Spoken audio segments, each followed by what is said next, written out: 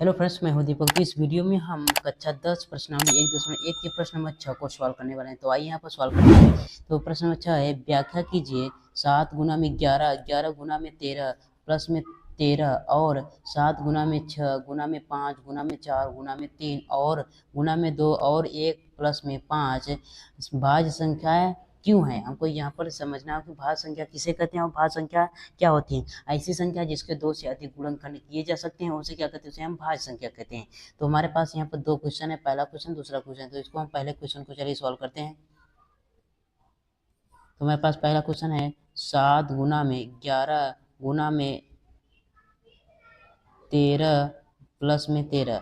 तो हमारे पास यहाँ पर कितने पद हैं, हमारे पास यहाँ पर 2 पद है। क्या कितने पद हैं, 2 पद हैं। तो यहाँ पर हम देखिए 13 इसमें भी है, 13 इसमें भी है। तो यहाँ पर हम इसको 13 क्या कॉमन ले सकते हैं। तो हम कॉमन लेंगे तो क्या मिलेगा हमको यहाँ पर 13। तो हमारे पास क्या बचेगा, हमको यहाँ पर 7 गुना में 11, एक तो हम यहाँ पर क्या हो गया, हमको यहाँ पर 1 हो जाएगा, इसके प्लस में 1। तो हम यहाँ पर 13 कॉमन लिया तो हमारे पास क्या बचेगा, हमको यहाँ पर 1। तो यहाँ पर देखिए अब इसके बाद हम क्या लिखेंगे, इसके बाद यहाँ पर 13 यहाँ पर मल्टीप्लाई करेंगे और प्लस में 1 जोड़ देंगे तो 78 हो जाएगा। अब इसके बाद आगे हम सॉल्व करेंगे। तो यहाँ पर हम इसको यहाँ पर 13 और हम इसको लिख सकते हैं 78। तो यहाँ पर हम अगर हम 78 का गुणनखंड करते हैं तो क्या मिलता है, देखिए कर लेते हैं 78 का गुणनखंड। तो यहाँ पर 78 का गुणनखंड करते हैं तो 2 तिहाई 6, 2 9 18। इसके बाद हम 3 से करते हैं, 3 का 3, 3 त्रिका 9। इसके बाद हम 13 से, तो अर्थात हमको यहाँ पर देखिए हमको यहाँ पर 13 गुना में 78 का गुणनखंड क्या मिले, हमको यहाँ पर 2 गुना में 3 गुना में हमको यहाँ पर क्या 13 मिला। इसको हम सही रूप में लिख सकते हैं, लिख देते हैं 2 गुना में 3 गुना में 13 गुना में 13।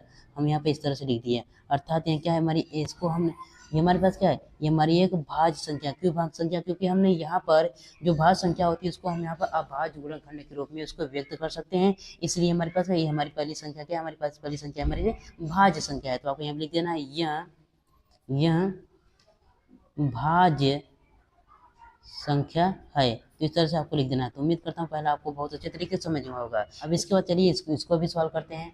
तो हमारे पास दूसरा है ना, तो इसको भी सॉल्व करते हैं। तो 7 गुना में 6 गुना में 5 गुना में 4 गुना में 3 गुना में 2 गुना में 1 प्लस में क्या है, हमको यहाँ पर 5 है। देखिए यहाँ पर क्या, ये हमारा पहला पद हो गया, ये पहला पद होगा कि हमारा दूसरा पद होगा। तो यहाँ पर कितने 2 पद हैं। तो यहाँ पर देखिए 5 इसमें भी है और 5 इसमें भी है, इसलिए हम 5 को कॉमन ले सकते हैं। तो 5 को कॉमन लेंगे तो हमको क्या मिलेगा, देखिए तो यहाँ पर मिलेगा 7 गुना में 6 गुना में यहाँ पर 1 गुना में 4 गुना में 3 गुना में 2, क्योंकि 2 को मल्टीप्लाई करें तो वो 2 ही होगा। यह क्या हो जाएगा, प्लस में क्या, प्लस में 1 हो जाएगा। क्या प्लस में 1 हो जाएगा, क्योंकि हमारे पास यहाँ पर 5 क्या कॉमन हो गया। तो हमारे पास क्या मिला, देखिए 5 है, इसका मल्टीप्लाई करेंगे तो हमको यहाँ पर मिलेगा 108, 108 प्लस में 1। अगर हम यहाँ पर देखिए, अगर हम यहाँ पर 5 है ना, इसके बाद यहाँ पर 108 में 1 को जोड़ेंगे, 108 में 1 को जोड़ेंगे क्या मिलेगा हमको, यहाँ पर 109 मिलेगा। हम इसको किस तरह से लिख सकते हैं, इसको हम लिख सकते हैं 5 गुना में 109, 109। यहाँ पर देख सकते हैं 5 एक अभाज्य संख्या है और 109 भी एक अभाज्य संख्या, क्योंकि अभाज्य संख्या स्वयं से करती है, इसलिए क्या यह भी हमारी क्या है, एक भाज्य संख्या है, भाज्य संख्या है। तो आपको यहाँ पे लिख देना है क्यों भाज्य संख्या, क्योंकि हम किसी भी भाज्य संख्या को अभाज्य गुणनखंड के रूप में व्यक्त कर सकते हैं, इसलिए क्या ये हमारी भाज्य संख्या है। तो आपको यहाँ पे लिख देना है अतः यह संख्या